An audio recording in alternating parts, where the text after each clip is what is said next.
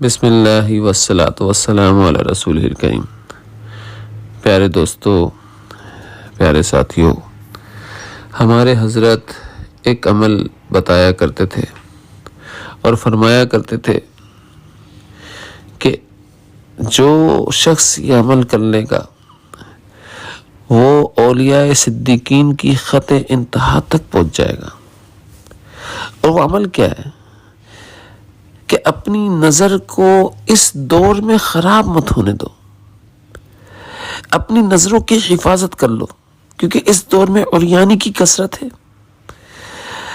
جو بندہ اس دور کے اندر اپنی نظر کو بچائے گا تو اس کے دل کے اوپر نظر بچانے کی وجہ سے غم آئے گا، اور جس کی برکت سے اللہ تعالی ایسے بندے کو اپنی آغوش رحمت میں اٹھا لے گا، اور اس کو اللہ تعالیٰ ایمان صدیقین عطا فرمائے گا۔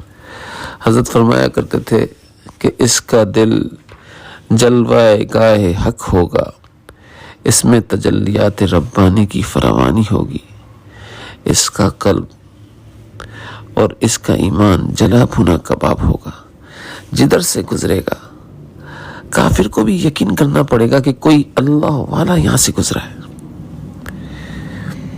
اس لیے دوستو،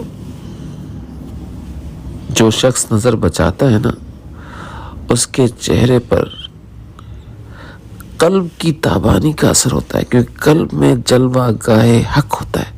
اس جلوہ گاہ حق کا اثر چہرے کے اوپر آتا ہے، نور بن کر اس کا چہرہ چمکتا ہے۔